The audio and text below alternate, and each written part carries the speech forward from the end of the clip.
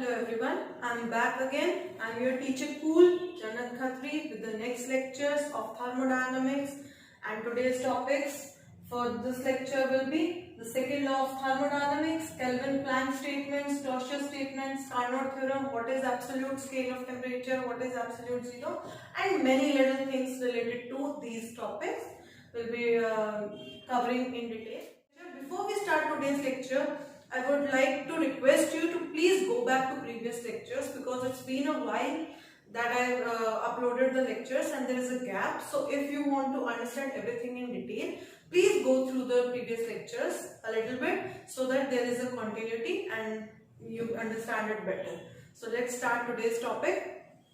In the previous lecture, we did was the Carnot cycle, its efficiency, the refrigerators, its efficiency, the Carnot engine's efficiency was denoted by eta, while the efficiency of the refrigerators were denoted by beta, and they had the almost exact the same relations, which you could have obviously done a few numericals of your own choice from your textbooks. So let's move forward. So today's lecture will start with the topic of second law of thermodynamics. So let's start. I'll write it above. That is the second law of thermodynamics.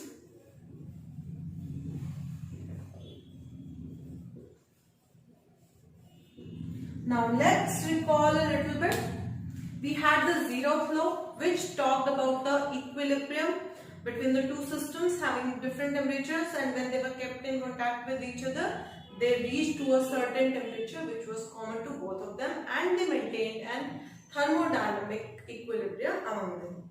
Now the first law of thermodynamics dealt with conversion of heat energy into work, and in that law, the application part was done by the Carnot cycle, the Carnot heat engines, where the working substance absorbed the heat energy from the source at a higher temperature and converted that heat energy into work during its cycle, and the leftover heat was rejected to the sink, which was at the lower temperature. And similarly, the opposite application was the refrigerator, where the working substance absorbed the heat energy from the sink, which was at lower temperature, and converted that heat into work, and then rejected that extra heat back to the source, which was at a higher temperature.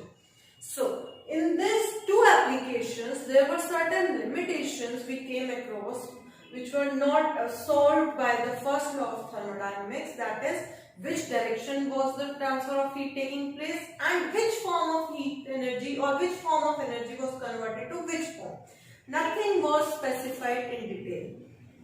So those were the two limitations of the first law of thermodynamics, which were creating hindrances for our progressive work. So what happened next was, the next thing which came was the second law of thermodynamics, which was basically formulated to overcome the limitations of the first law of thermodynamics and to carry on with the progressive work.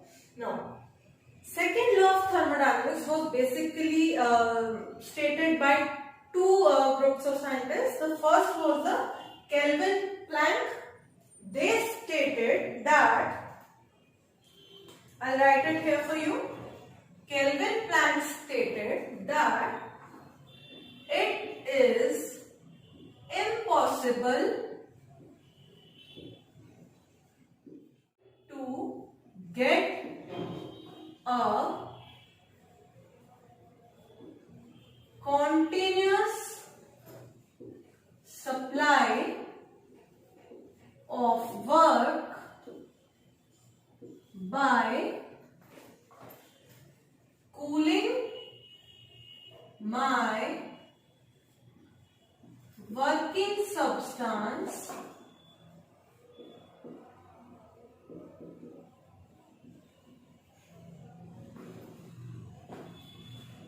below the temperature of the coldest body in its surrounding. Right? Before I explain this statement, let's take a reference. That is, this statement was made in particular for the heat engines, where I had a source and I had a sink, where source temperature T1 and sink temperature were such that T1 was much higher than T2, and I had a working substance W which took the heat energy Q1 from the source which is at higher temperature, did some work W. I name this working substance as suppose Y, and it did some work denoted by W, and the leftover heat, that is Q2, was rejected to the sink which was at a lower temperature. Now, what did Kelvin Planck said? They said it is impossible to get a continuous supply of work. We cannot get a continuous supply of work which is being done if we cool the working substance, which is Y, below the temperature of the coldest body in its surrounding. This is my working substance. These are its surroundings. In its surroundings, the coldest body is the sink, and they said if the temperature of my working substance goes below the temperature of the sink, we cannot obtain the work. So this was the first statement of second law of thermodynamics, which said that for my working substance to give a continuous supply of work, it should remain in the temperature limits of the source and the sink of its surrounding. If it crosses that limit, we will not get any work done. Now, the second statement was the Clausius statement. Clausius statement said it is impossible to absorb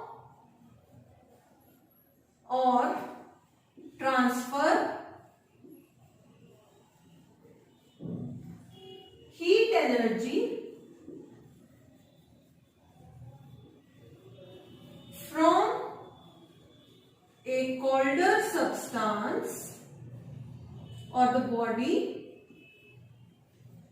to the hotter body without any external aid. Similarly, we will take the reference, and this statement was given in reference to the refrigerators.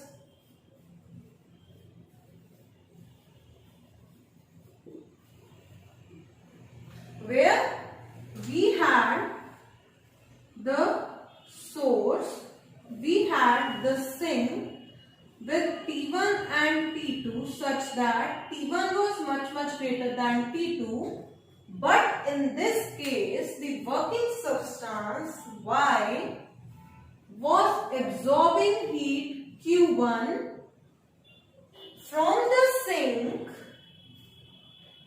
did some work W and rejected the heat energy to the source which was at the higher temperature.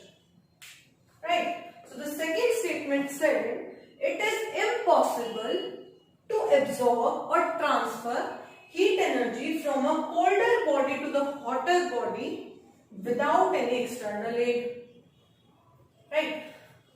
In layman language image or in another simple example, I would like to add that in general, suppose I have a ball and there is an elevated platform. So if I keep that ball on the elevated surface, it will automatically flow down to the lower surface on its own, but it will never go upside without an external help. Similarly, when we discuss the temperature, what was temperature? It is the degree of hotness and it decides the flow of heat energy from the hotter body to the colder body. It said that the heat energy on its own will always travel from the hotter body to the lower body.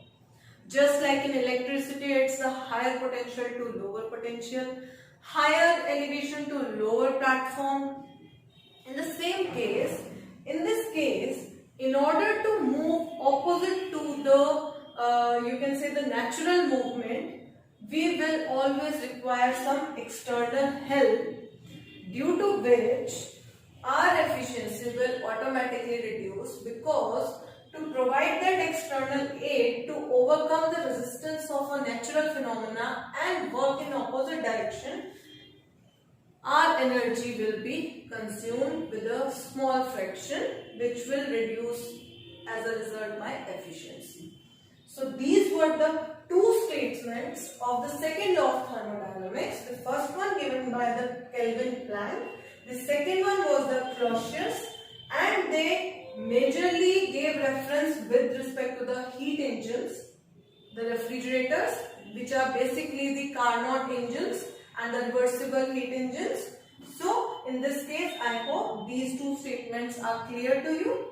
Now, we know what are the statements. How we'll incorporate these statements in our daily life or in our dealing with the thermodynamic systems or the heat engines, we'll come across in further topics. So let's move to the next topic, which is the Carnot theorem. These were obviously the Carnot engines. So let's directly go to what Carnot said about it.